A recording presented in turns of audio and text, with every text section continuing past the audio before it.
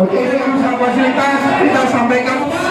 Mohon untuk tidak memberikan fasilitas, kita sampaikan hati-hati kita di sini. Bapak setiap gini ya. Saya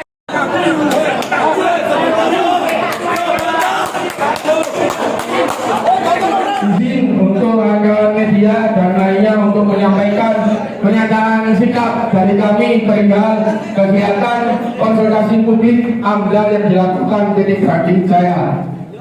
Kami masyarakat pesisir timur Surabaya yang tergabung dari berbagai macam elemen menyampaikan beberapa hal berkaitan dengan pelaksanaan konsultasi publik yang tidak dan kurang melibatkan partisipasi masyarakat.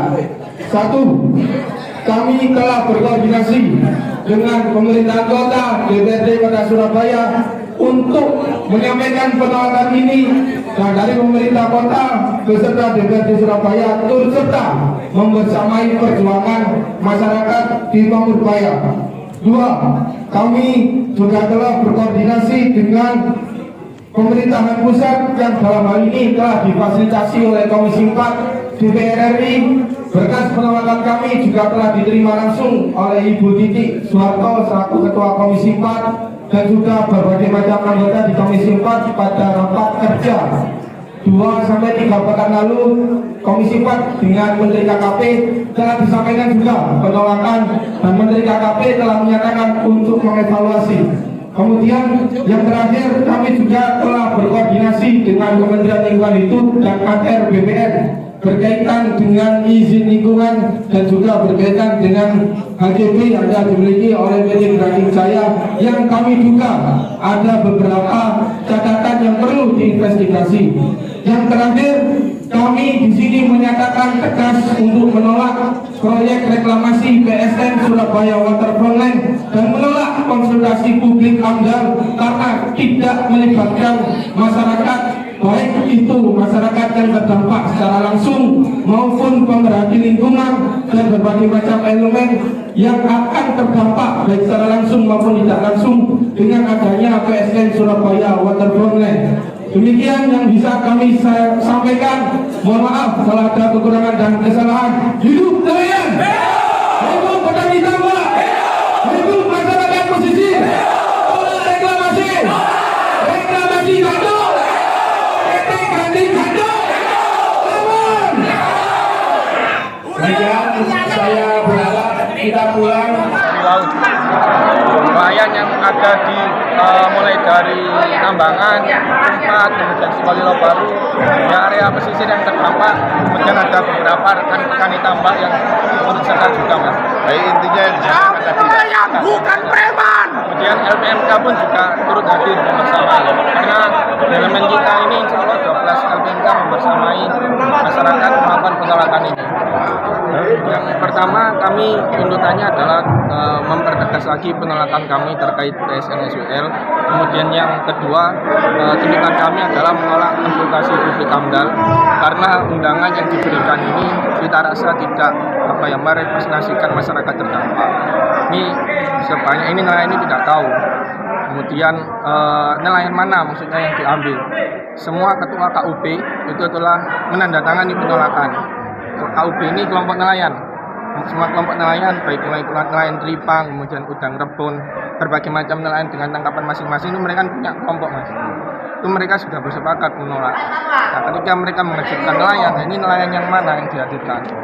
Kemudian yang ketiga, kami juga ingin untuk sikap kami mempertegas kepada pemerintahan di tingkat lokal, lurah atau camat, untuk tidak bermain-main.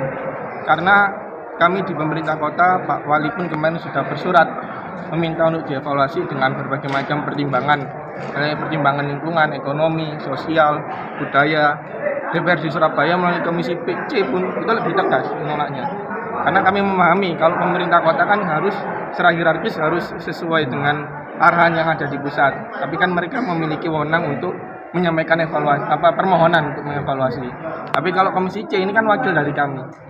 Mereka semua seutuhnya itu menolak. Kalau dari Forum Masyarakat Madani Maritim ini itu gabungan, Mas, dari 44 elemen ya, dari nelayan, kemudian petani tambak, UMKM, yang ada di pesisir.